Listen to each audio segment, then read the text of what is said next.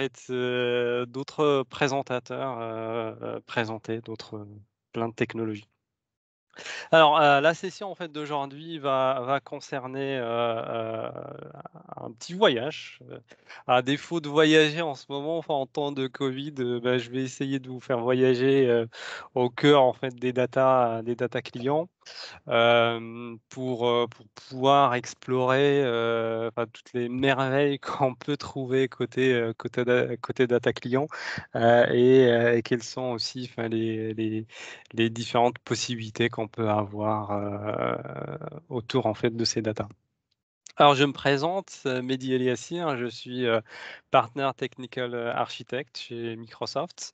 J'ai quelques années, dans les équipes Dynamics, côté ERP, côté CRM, field service, et Power Platform, et ces dernières années, enfin 2 dernières années, je me suis intéressé, beaucoup à un sujet, principal, hein, qui commence à bien performer en tout cas, enfin sur le marché, enfin qui est le marché du, Customer Data Platform, les CDP, pour analyser justement, enfin les data clients.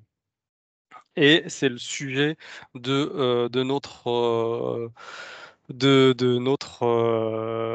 présentation. Alors pour bien profiter en fait du voyage, enfin alors après, enfin c'est moi comment je vais j'organise en fait mes voyages, c'est que je vais aller voir en fait les récits, enfin d'un certain nombre de voyageurs, hein, ce qu'ils ont vu, comment ils ont fait, et est-ce qu'il y a des choses, enfin, qu'on peut exploiter, par rapport à leur histoire?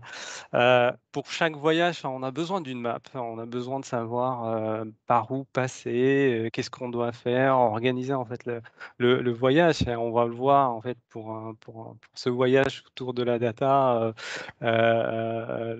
la possibilité justement, enfin d'avoir une map, qui nous permet en fait de bien structurer, nos data.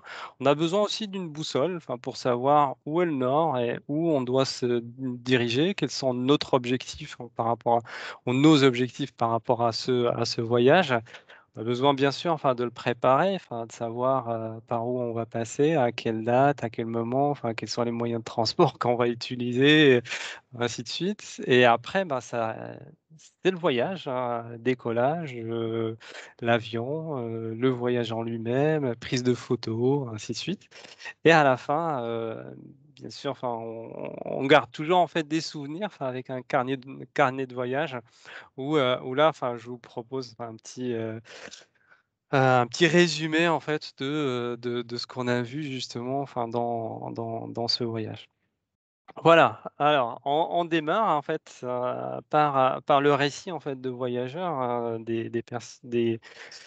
principalement en fait des sociétés qui ont fait en fait ce voyage autour de la data, client, et qui ont bien travaillé, justement en fait de la data client.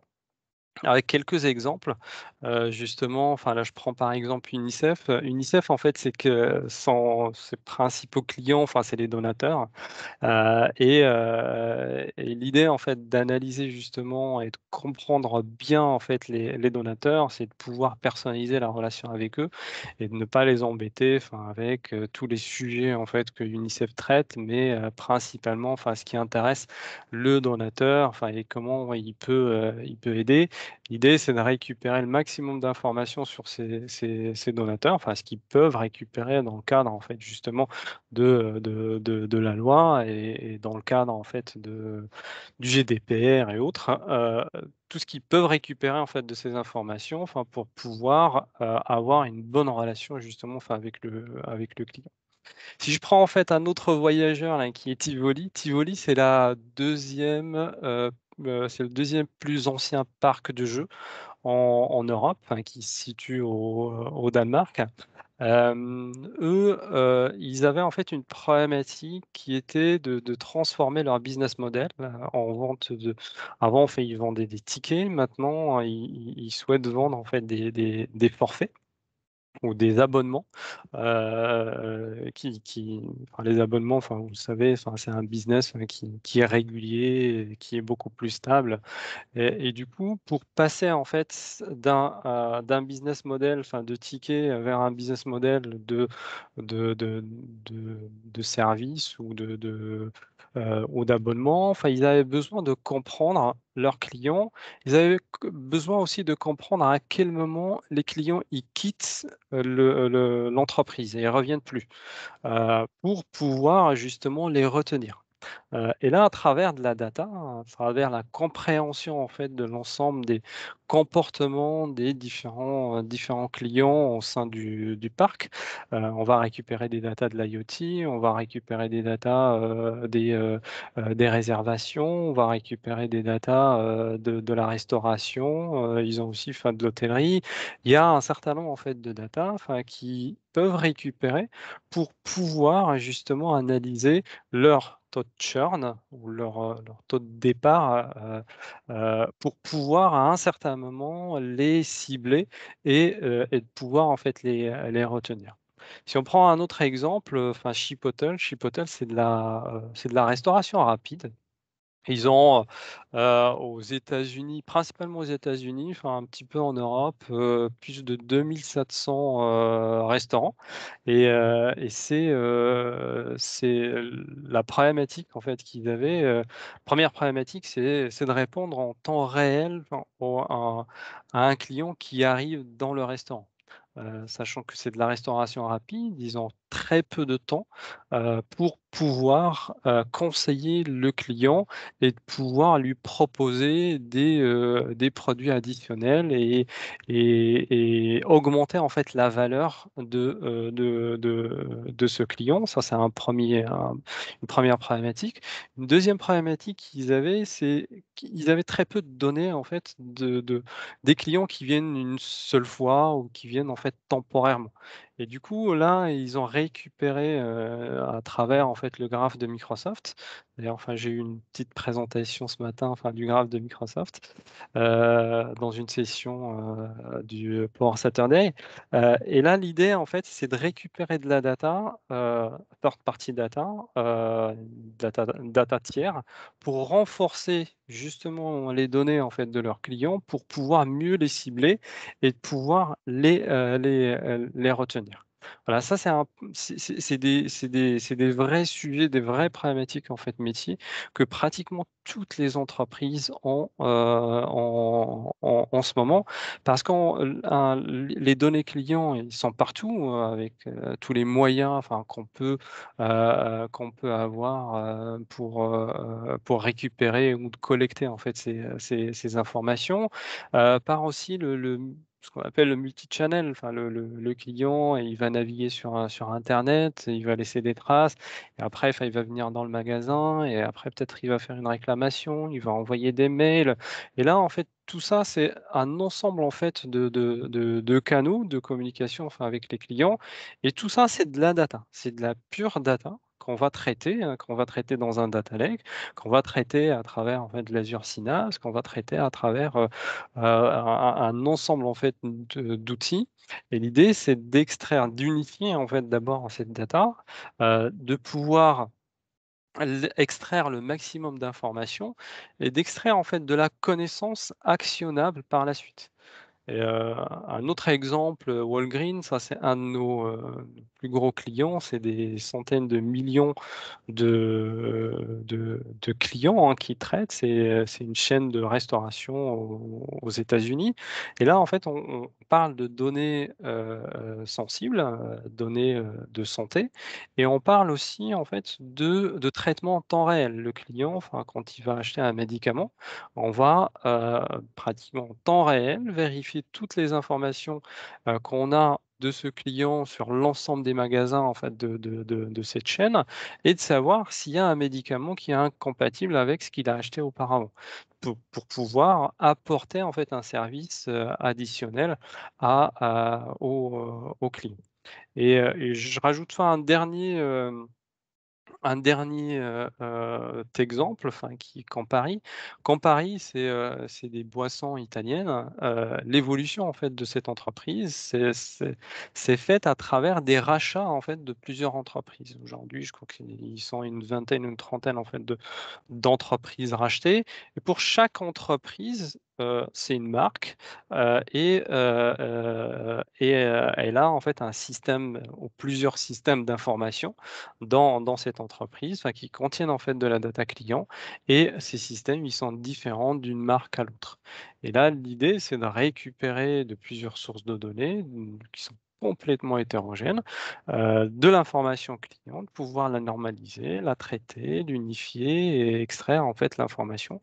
La problématique en fait de Comparis, c'est qu'aujourd'hui, avec leur système ERP, ils sont capables de calculer par exemple la marge d'un client pour savoir est-ce que c'est un client rentable ou pas, par marque. Mais dès qu'il s'agit en fait de calculer la marge cross marque, enfin pour l'ensemble en fait des marques, là, comme les données en fait ne sont pas unifiées avec des systèmes qui sont différents, c'est là où ça devient un petit peu plus difficile de calculer justement en fait la marge. Là en fait il y a des outils, et l'IA en fait apporte beaucoup, dans justement enfin dans cette problématique d'unification de la data et de pouvoir extraire en fait des informations, comme je disais tout à l'heure, actionnables. Pardon. Voilà, là en fait on a vu enfin, un petit récit, enfin ou quelques récits de voyage en fait de certains clients, enfin à travers la problématique qu'ils avaient, enfin dans leur, dans ou des éléments enfin comment ils traitent en fait leur data. Maintenant en fait on va s'attaquer en fait à la carte.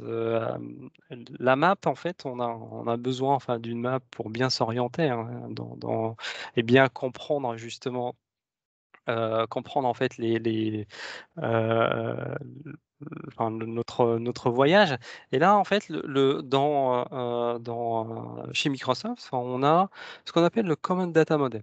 Alors Common Data Model, enfin c'est, aujourd'hui, c'est venu en fait de l'équipe, Customer Insight, enfin qui a commencé en fait à travailler justement sur le Common Data Model, on a construit justement enfin le Customer Insight sur la base du Common Data Model et ce modèle enfin s'est propagé partout maintenant, pratiquement enfin tous les outils Microsoft, enfin qui traitent de la data, que ça soit pour un BI, que ça soit Azure Synapse, ou d'autres produits utilisent aujourd'hui le Common Data Model comme étant enfin le modèle de données, pour décrire justement en fait ces données.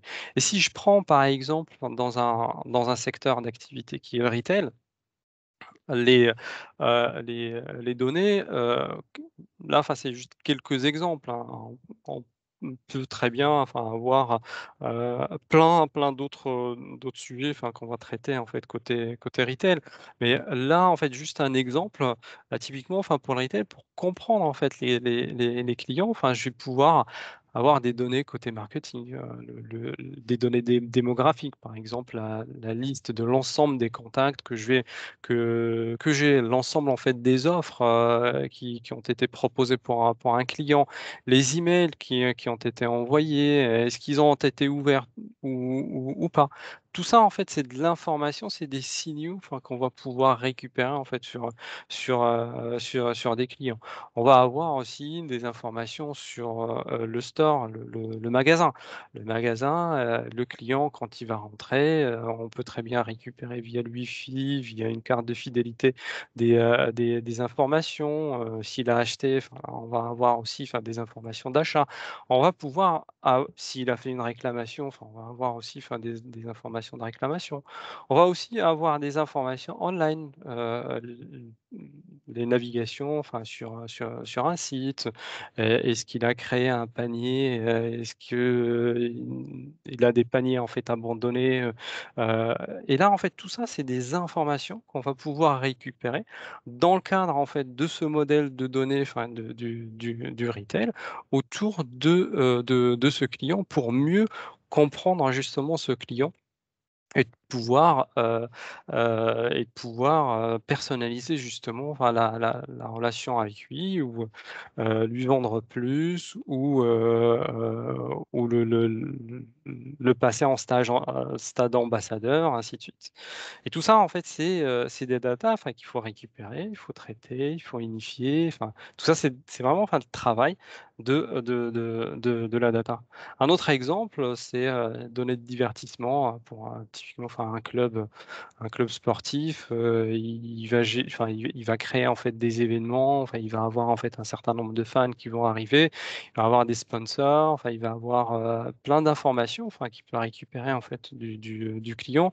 On va pouvoir récupérer, toutes les informations, enfin, des réseaux sociaux, ça peut être, des informations, enfin, de franchisés, ça peut être des informations de marketing ou ticketing parce on a un événement, enfin, on est sponsor en fait d'un événement et tout ça, enfin, c'est des éléments, enfin, qui vont nous permettre de comprendre le client et de pouvoir,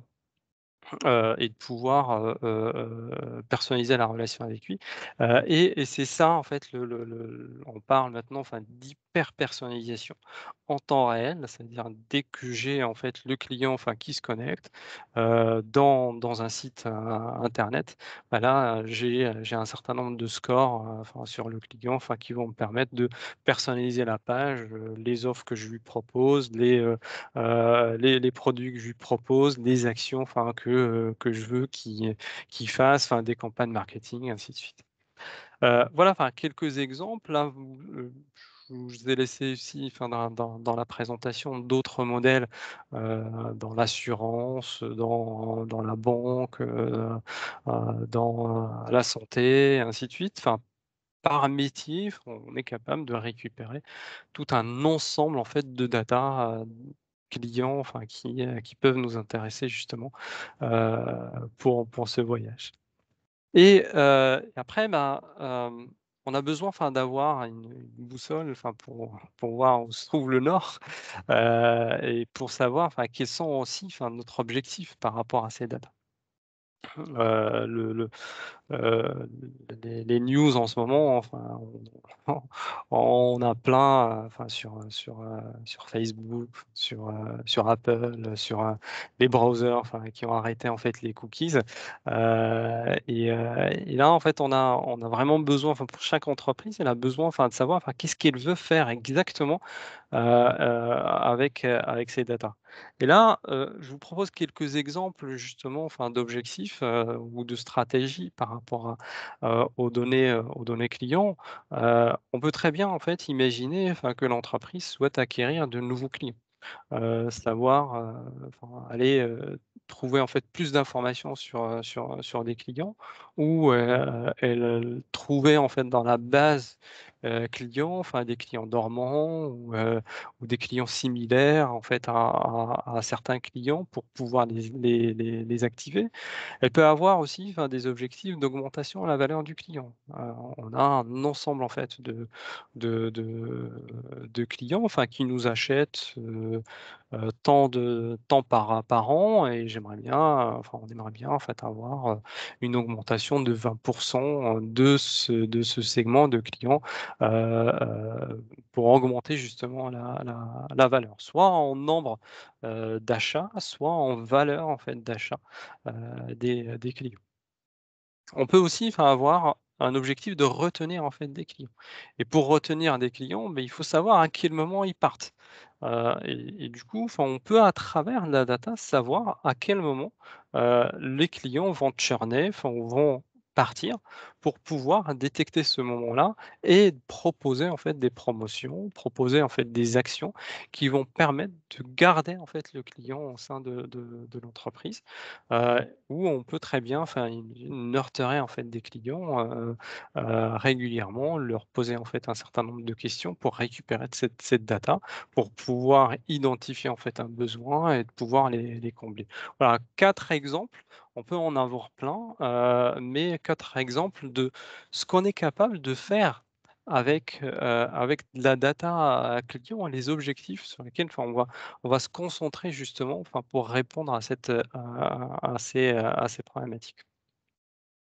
Mais pour répondre en fait à ces problématiques, enfin, il faut se préparer. Enfin, il faut avoir en fait un certain nombre d'outils, enfin, il faut comprendre en fait qu'est-ce qu'on a comme data, quelles sont enfin les typologies en fait de data qu'on peut récupérer. Là, en termes de collecte de data client, on peut en avoir, des centaines. Là, je les ai regroupés en fait en 4 catégories. On peut en avoir, d'autres catégories, mais en gros, en fait, on va avoir ce qu'on appelle les first party data. First party data, c'est les data que l'entreprise, heu hem, possède.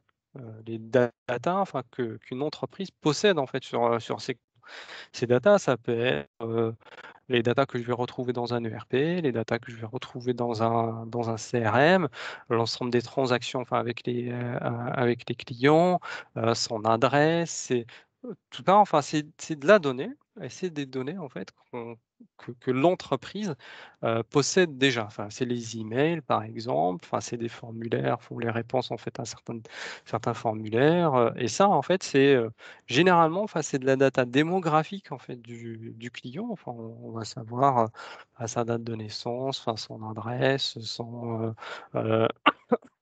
un certain nombre en fait d'informations, son adresse email, ainsi de suite. Ou ça peut être aussi, enfin, de la data transactionnelle, l'ensemble en fait des transactions, enfin, qu'on a avec les clients. Ça peut être des devis, des commandes, des visites ou autres. Et après, on va avoir des données en fait en temps réel. Alors le temps réel, enfin c'est, ça peut être en fait des navigations sur un site, internet où là le client, enfin, il va naviguer et tout de suite, enfin, je vais savoir en fait qu'il est en train de naviguer en fait sur mon site, va voir en fait son parcours sur le site. Ça peut être aussi des données, de navigation sur une application, mobile ou des données récupérées en fait d'une application mobile, comme ça peut être des données, d'un objet connecté. Où là, on va parler en fait de récupération des données IoT.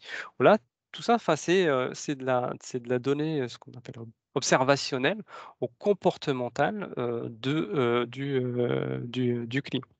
Et là, pareil, enfin, ça a une particularité, en fait, cette typologie, en fait, de data, parce que c'est des data, en fait, en temps réel, et les technologies qu'on va mettre, en fait, derrière pour les récupérer, enfin, c'est un petit peu différent que, les données, first party data, parce que ces données, enfin, ils bougent beaucoup, alors que ça, c'est des données, enfin, qui généralement, en fait, enfin, il y a plus de l'additionnel, enfin, que de la modification, et en plus de ça, enfin, c'est le client il fait pas une commande tous les 2 secondes, quoi, hein. Il fait une commande allez, tous les quelques jours, enfin voire ça se compte en fait par mois. Du coup, enfin c'est des données, enfin qui bougent pas non plus, beaucoup. On peut aussi, enfin, avoir des données third party. Third party, c'est des données, enfin, qui sont externes à l'entreprise, qu'on va pouvoir acquérir de plusieurs manières, hein. Enfin, soit on les achète, soit en partenariat avec une autre entreprise, enfin, soit, ils sont mis à disposition, côté open data ou autre. Mais c'est pas de la data, en fait, de l'entreprise. Mais ça reste, en fait, de la data, enfin, qui permet d'enrichir ta data externe, qui permet d'enrichir de la data, client. Et ça aussi, enfin, c'est une option, enfin, qui est assez intéressante pour comprendre et pour mieux comprendre justement, en fait, les données clients. Et après, il y a une catégorie, enfin, qui est arrivée, récemment, enfin, c'est zero party data, où ça, c'est de la data que le client va nous donner sciemment, pour avoir une bonne relation, et pour fournir en fait un service additionnel.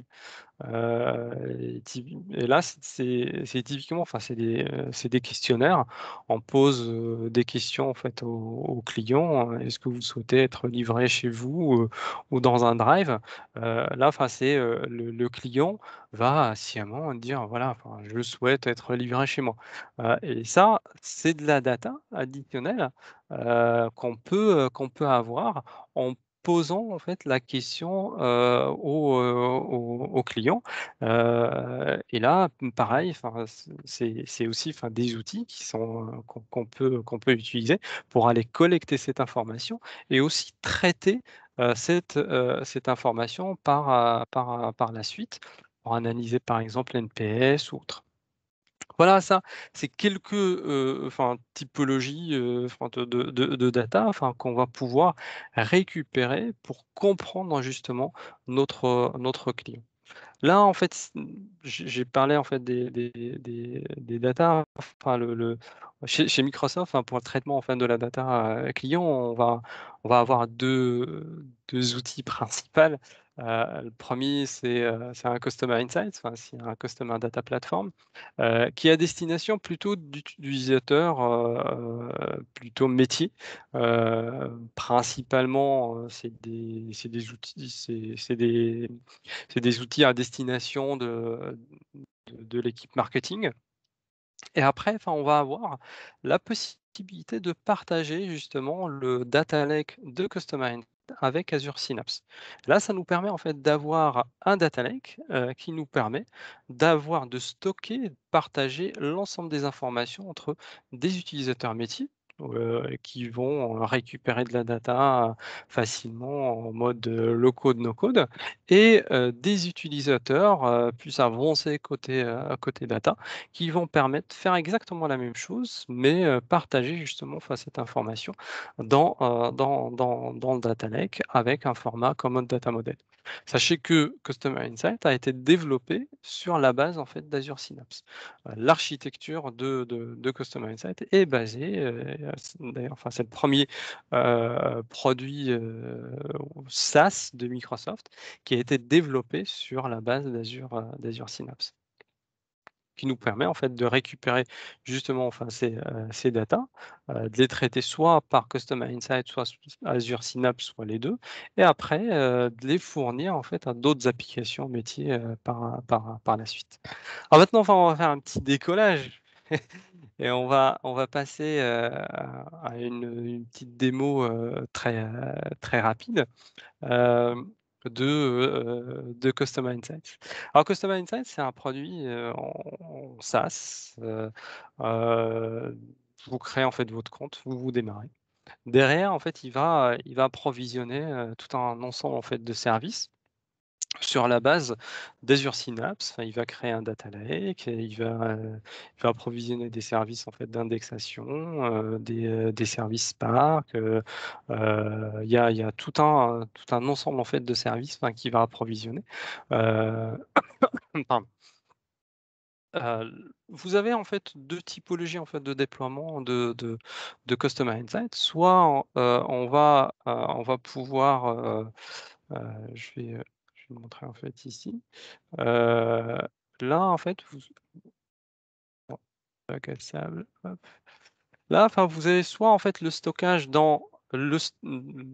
en fait, de la data dans le data lake managé par Microsoft, enfin, qui est le stockage de Customer Insights, soit vous ramenez, en fait, votre propre data lake, storage Gen 2, et dans ce cas-là, enfin, Customer Insights, il va travailler sur ce data lake et tous les calculs que Customer Insights va faire vont atterrir dans ce data lake qui sera partagé avec, enfin, accessible à Azure Synapse directement. On va faire un link en fait de ce data lake et commencer en fait à traiter en fait de la data, soit en fait en gardant en fait cette data client, enfin les scores qu'on va calculer par exemple dans un Azure Synapse, vont atterrir en fait dans ce data lake, soit partager, enfin typiquement, dans Custom Asset on a les data clients, mais on peut très bien les matcher en fait avec d'autres data en fait de l'entreprise, supply chain, les données produits ou autres. Et dans Customer Insight, enfin, on va s'intéresser principalement aux données clients. Alors, l'histoire ou le petit voyage en fait dans Customer Insight, il commence toujours en fait par de la data, et on a plusieurs possibilités en fait de traitement de la data. On va pouvoir en fait importer de la data, hein, via, des data flows. Heu c'est du Power Query en fait, derrière. Soit, on a en fait un data lake, et là on va se connecter à ce data lake, enfin qui a des données en format, Common Data Model. Soit on va se connecter en fait à un Dataverse, dans Power Automate. Je vous donne enfin juste quelques exemples. Enfin, j'ai fait Heu, quelques connexions. Là, j'ai mes données d'abonnement, mes données CRM, de Dataverse, e-commerce, j'ai du Salesforce, j'ai du Mailchimp, et là, en fait, directement, là, j'ai pas besoin, en fait, d'avoir, en fait, un autre outil, à côté. Je vais avoir mon Dataflow, qui va me permettre, de récupérer, transformer, en fait, la data via, en fait, les différents connecteurs, qu'on met à disposition dans Custom Insights.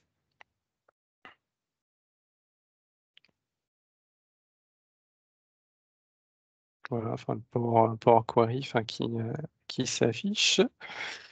Hop, et là, enfin, on va avoir en fait les différentes possibilités, enfin les différents connecteurs, mis à disposition pour récupérer justement en fait cette data, la transformer et la stocker en fait dans le data lake de Custom Insights. Une fois en fait qu'on a récupéré en fait cette data, enfin ces data en fait elle va s'afficher en fait comme étant en fait une entité qui est stockée en, Common Data Model. Voilà, et là on va avoir en fait plusieurs, typologies en fait de d'entités. Enfin on va avoir les entités des différents queries, enfin qu'on a récupérées des différentes sources de données. Et on va avoir aussi, enfin, des entités qui ont été générées, calculées par Customer Insights. Une fois qu'on a unifié la data, une fois qu'on a, calculé par exemple en fait la fiche client, on a unifié en fait la fiche client, calculé en fait des mesures, ainsi de suite. Voilà, là en fait c'est vraiment enfin où on va avoir un accès direct en fait à la data. Et là, vous voyez en fait ici un statut. Là, en fait, on a un graphe, hein, qui nous permet d'orchestrer l'ensemble des traitements dans Customer Insight. De la récupération de la data, les traitements d'unification, les traitements de calcul de score, les traitements de machine learning, ainsi de suite. Là, ça nous permet en fait de ne pas faire d'erreur et d'orchestrer d'une manière automatique l'ensemble du flux de data de la source vers les outils, hein, où on va mettre à disposition justement, enfin, ces data. On va avoir aussi, un ensemble en fait enfin une étape en fait d'unification justement de cette data, où là, enfin, je vais récupérer l'ensemble en fait des données clients. Ici, enfin, je vais pouvoir les mapper avec le Common Data Model de Customer Insight, et l ma page se fait en fait automatiquement, enfin à la manière, d'Azure Purview, on va scanner en fait les data et on va la mapper avec le modèle de Customer Insights, c'est qui est un modèle métier. Là, on voit par exemple, enfin, ce champ-là, c'est un champ de type city, de type adresse, celui-là, enfin de type birthday, et ainsi de suite. Là, ça nous permet en fait d'appliquer des algorithmes de machine learning, enfin sur des données, spécifiques qu'on a identifiées en fait dans la phase de mapping. Une fois qu'on a mappé en fait cette information, enfin, on va pouvoir mettre en correspondance, matcher en fait l'ensemble des data clients pour pouvoir unifier justement cette data. On va d'abord faire, déjà le dédoublonnage au sein, enfin, d'une source de données. Bah, typiquement, dans mes contacts, je vais pouvoir prendre une règle, enfin, qui est, la règle, sur les emails, et dédoublonner en fait les enregistrements de cette source de données sur la base en fait des emails. Et après, on va pouvoir dédoublonner entre les différentes sources de données. Et là, typiquement, enfin, si je prends cette règle-là, là, enfin, je prends en fait la règle de dire, entre e-commerce et loyalty, le champ téléphone et le champ téléphone. On compare en fait justement, on match en fait ce champ-là et on match le champ email. Ici,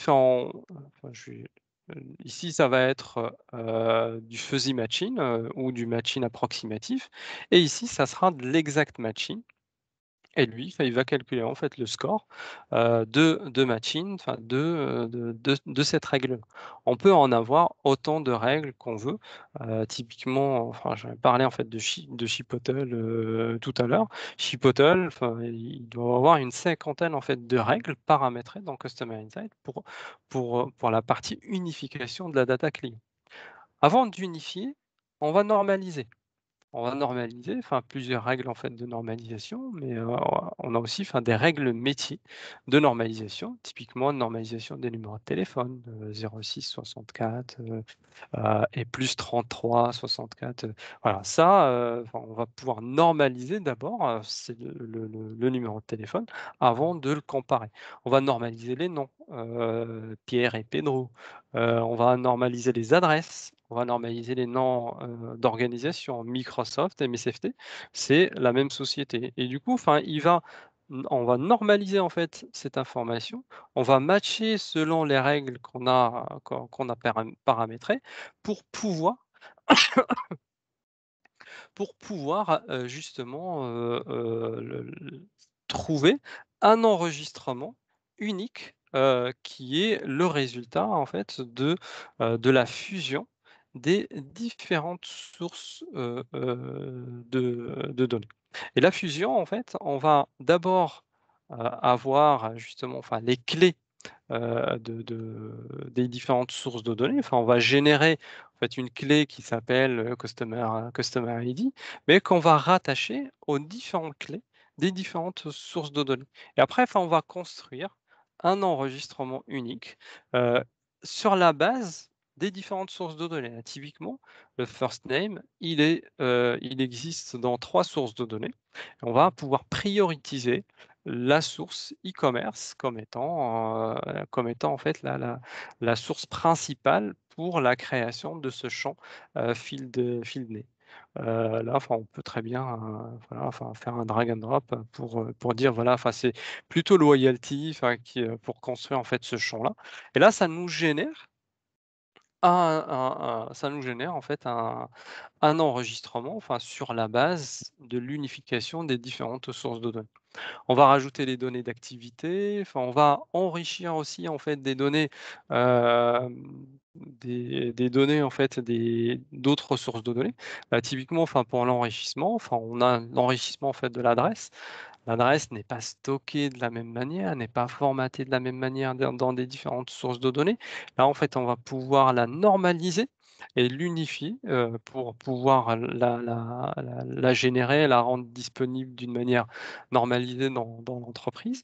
On va rajouter aussi, enfin, dans le graphe, typiquement des données, enfin, sur des centres d'intérêt d'un client. On a, l'adresse, le sexe et l'âge en fait d'un client, enfin et sa géolocalisation et on va pouvoir à travers les données du graphe Microsoft, typiquement LinkedIn, Bing et autres, fournir quels sont en fait les centres d'intérêt ou quelles sont les marques susceptibles d'être achetées par ces clients.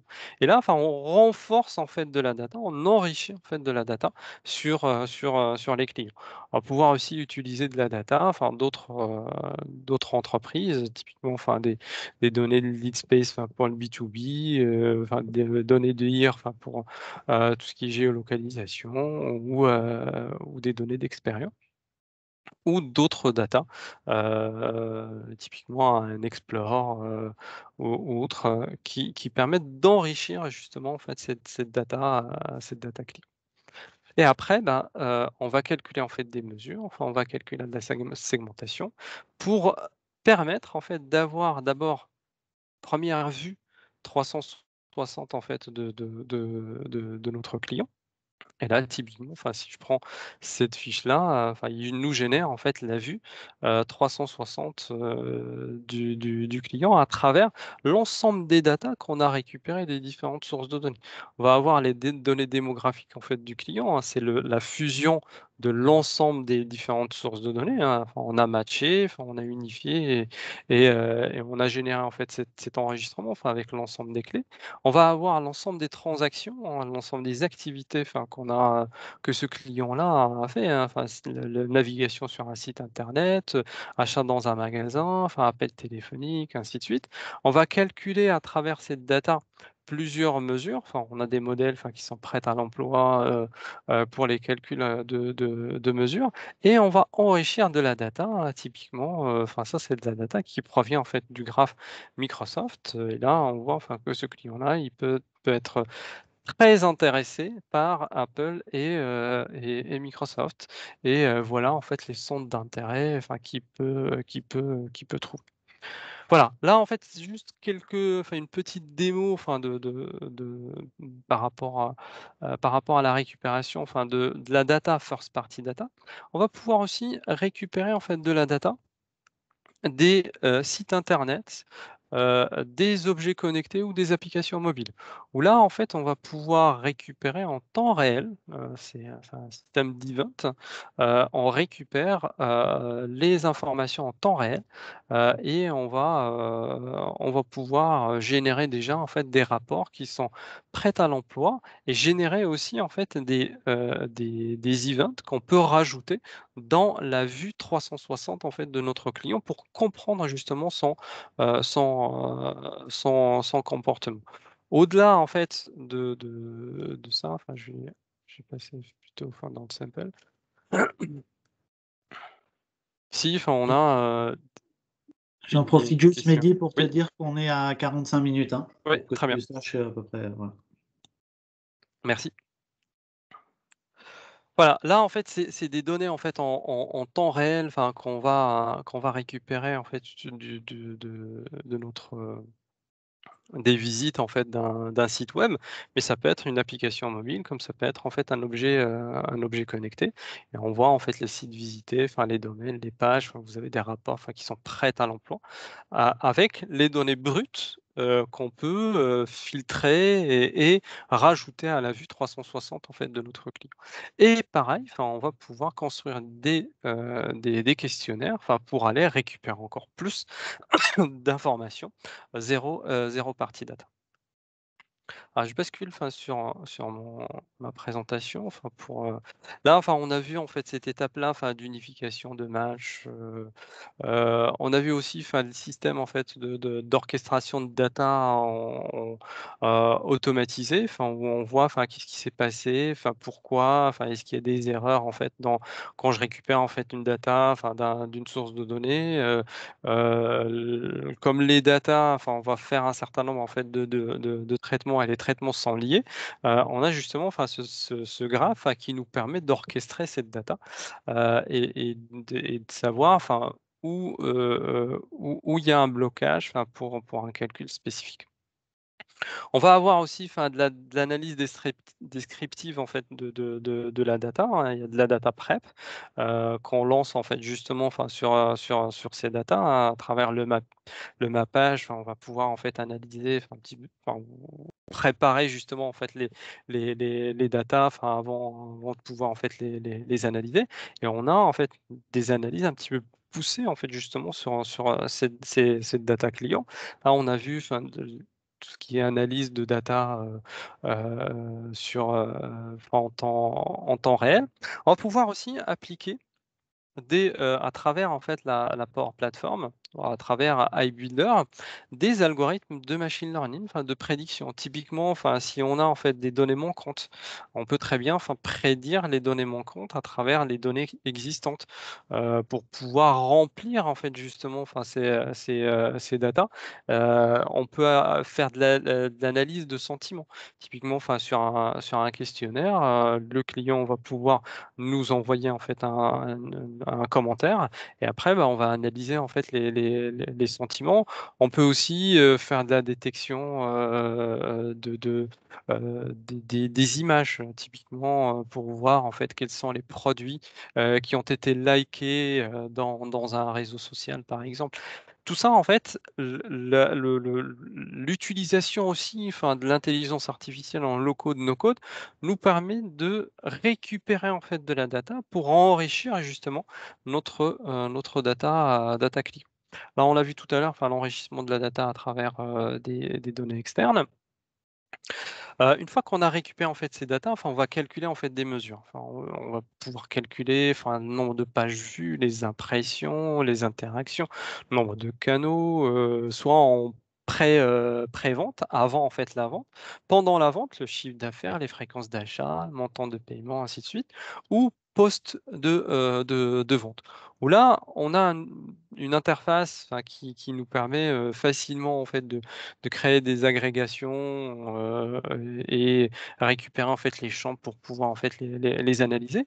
Mais on peut très bien en fait utiliser de l'SQL Spark pour aller un petit peu plus loin.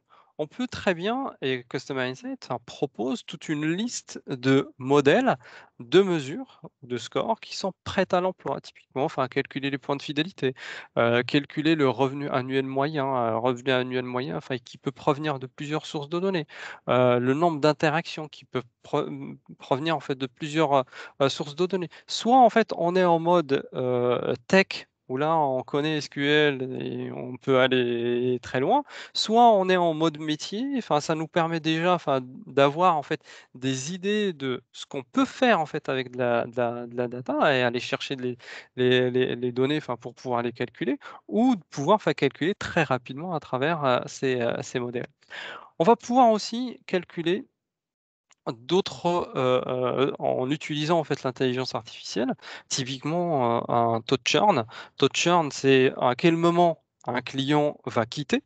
Ça peut être on peut être en mode abonnement, on vend des abonnements et là, enfin, ça nous permet en fait de savoir à quel moment le client ne va pas renouveler en fait son abonnement ou en mode transaction, à quel moment, le client au bout de 60 jours, il a plus acheté.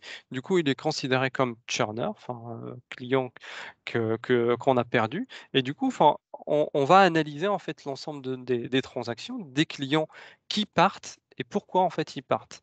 Et Customer Insight va calculer par lui-même en fait à travers de la data qu'on va lui donner, un ensemble en fait de mesures, le nombre de produits par exemple achetés, les fréquences, tout ça en fait c'est des calculs qui sont prêts à l'emploi dans Customer Insight et il va nous calculer aussi l'impact, sur le risque le risque en fait de churn en fait des clients. Il faut savoir enfin que par exemple le nombre de produits achetés par le client, ça c'est le facteur principal, que les clients partent et du coup enfin on va essayer d'augmenter peut-être le nombre de produits achetés par les clients. On va pouvoir aussi calculer la valeur client dans une période future. Là, c'est un algorithme, enfin, qui est prêt à l'emploi, qui nous permet on lui donne en fait les transactions des achats, passés des clients et il va nous donner, dans une période future, est-ce que ces clients vont être, c'est les meilleurs clients, les 20 meilleurs clients ou, les 80 moyens? Du coup, enfin, ça va nous permettre, enfin, de s'intéresser principalement aux clients, les plus rentables dans dans la période, enfin, qu'on a définie et quels sont aussi les facteurs qui fait que le client est plus rentable ou des clients, enfin, sont plus rentables que d'autres. Une fois qu'on a calculé ça, enfin, on va s'intéresser aussi, enfin, à une segmentation. Là aussi, enfin, on peut appliquer des algorithmes en fait de machine learning. Typiquement, enfin, on a un algorithme de type, lookalike ou les profils jumeaux. Prenons un exemple en fait d'un segment client. Imaginons, enfin, j'ai le segment de mes meilleurs clients. Ces meilleurs clients, enfin ce segment-là, comme on a en fait cette data de ces clients-là, bah, ces clients, enfin, ils ont des attributs. Ils ont une adresse, une géolocalisation, l'âge, un panier moyen, une fréquence d'interaction, voilà, enfin ça c'est des informations qu'on a en fait sur, l'âge par exemple, de ce segment, il est, de plus de 20 ans, l'adresse, peut-être, c'est des clients, lyonnais, et le panier moyen, il se situe autour de 100. Voilà. Là en fait, on connaît les attributs en fait de ce segment. Là, l'idée en fait d'un algorithme de lookalike, c'est d'aller chercher dans l'ensemble de la base, quels sont les clients similaires à ces clients à travers en fait ces attributs. Et du coup, il va chercher dans la base tous les clients qui ressemblent à ces clients. Il va nous calculer en fait un score de similarité par rapport à ces clients. Ce qui nous permet, au lieu de targeter 4 clients, c'est de targeter 8 clients, 50 en fait 100 supplémentaires des clients, et augmenter en fait notre cible de clients à targeter. Heu, Après, on va pouvoir aussi, calculer en fait une recommandation produit. Comme on a en fait de la data, de l'historique, quand on a de la data, là en fait le Customer Insight avec un algorithme pareil, prêt à l'emploi. Là, j'ai pas besoin d'un data scientist, pour comprendre en fait justement ces algorithmes, mais plutôt, quelqu'un qui va interpréter ces algorithmes. Où là en fait par similarité, par transaction justement, cet algorithme, ou ce modèle, il nous a calculé en fait à travers en fait les transactions passées, ou à travers la similarité en fait des clients ou la similarité des produits, les produits, ou la recommandation produit pour chaque client. Où là, on va avoir les clients achetés, les produits achetés par le client, et les recommandations en fait, qu'on peut avoir en fait pour ce client. On peut avoir aussi, des algorithmes de suggestion, des algorithmes RFM, Recency Frequency Monitoring. Et une fois en fait qu'on a calculé en fait ces éléments, on va pouvoir activer justement cette data dans d'autres systèmes d'information. Soit on va les analyser, on va les stocker peut-être en fait dans un storage, dans un data lake, on va pouvoir les analyser dans un Azure Synapse, on va envoyer les segments dans un Adobe, on va pouvoir, créer des Power BI, les envoyer en fait dans un Mailchimp, et là, vous avez en fait des connecteurs métiers qui permettent d'exploiter en fait cette data dans d'autres systèmes, d'information. Et là, c'est un exemple, de rapport connecté à Customer Insight. On voit en fait une analyse des clients, et on va pouvoir aussi même rajouter en fait du Power Apps pour pouvoir modifier, par exemple, ces clients à travers, le Power BI. Alors en résumé, Heu, on a pris en fait de la data, à travers des connecteurs, c'est notre approche en fait de Customer Insights, via des connecteurs. On a passé en fait tout ça dans une moulinette d'unification. Il y a un certain nombre d'algorithmes de normalisation et de mise en correspondance, qui nous permettent d'unifier en fait de la data. On a généré de la connaissance, sur les clients à travers les calculs des mesures, les calculs de churn et autres, et via des connecteurs, on va pouvoir activer justement, cette data, que ça soit, des connecteurs métiers ou des connecteurs, Power Platform, Power Apps, Power Automate ou Power BI. Alors, si je fais en fait un petit résumé, par rapport à ce qu'on a fait, par rapport à notre objectif de départ, qui est acquérir en fait nos clients, augmenter la valeur ou retenir les clients ou nurturer en fait nos clients. Là, en fait, on peut très bien, imaginer l'utilisation en mode Lego de plusieurs modèles, de modèles d'IA, qui nous permettent, par exemple, pour acquérir de nouveaux clients, je vais ajouter en fait des contacts de plusieurs sources de données. Je vais pouvoir aussi, enrichir en fait de la data avec de la data externe, créer un segment et calculer une recommandation par la suite. Voilà. Là, en fait, là, ici, c'est un connecteur, ici, c'est un algorithme de machine learning, et ici, en fait, c'est un deuxième algorithme de machine learning. Si je veux augmenter, en fait, la valeur de mes clients, je vais calculer, en fait, une prédiction de valeur de vie client, c'est la valeur future de clients de mes meilleurs clients. Je vais créer en fait le segment de mes meilleurs clients. Je vais l'étendre avec l'algorithme de lookalike et je vais calculer une recommandation produit. Si je veux retenir mes clients, bah, je vais calculer en fait mon score de churn. Je vais créer un segment à haut risque. Je vais l'étendre pour dire voilà, enfin là c'est mes clients à risque, prenant en fait tous les clients similaires aux clients à risque. Et je vais lancer en fait une promotion. Je noterai mes clients, bah, je vais calculer une prédiction sur la valeur de vie. Je vais lancer une suggestion enfin, de segments pour voir, pour détecter enfin, des segments spécifiques et comment regrouper justement mes clients. Je vais analyser ces segments. Enfin, on a 2 algorithmes de calcul de différence et de chevauchement. Et après, bah, je vais faire une communication personnalisée. En gros, pour terminer, hein, Customer Insights nous permet premièrement enfin, d'avoir une vue 360 du client et de pouvoir l'exploiter. En récupérant les données de multi-canaux et de plusieurs possibilités, que ce soit en fait des données first party data, enfin des données en temps réel, des données zero party data, on va pouvoir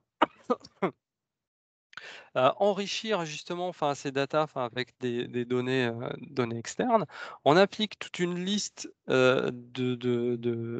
d'algorithmes de machine learning enfin, qui nous permettent d'avoir plus de connaissances en fait de nos clients. Enfin, on utilise toute la puissance d'un Azure Synapse ou Azure ML enfin, pour rajouter en fait de la valeur avec de l'analyse personnalisée et on active justement dans plusieurs via des connecteurs ces data avec enfin sur plusieurs applications métiers et on garde toujours en fait un œil pointu sur la sécurité et la confidentialité de ces données à travers le respect en fait du GDPR, à travers les certifications qu'on va mettre en fait qu'on met à disposition enfin sur tous nos clouds et un ensemble en fait de fonctionnalités justement enfin pour protéger la data client.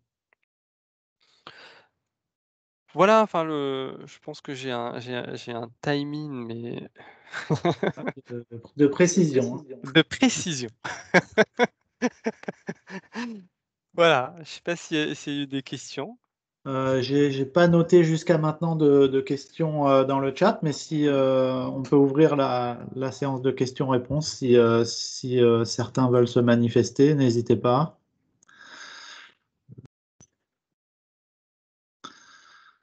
Donc a priori, je note pas de questions, hein. Ça veut dire que c'est très très clair. En tout cas,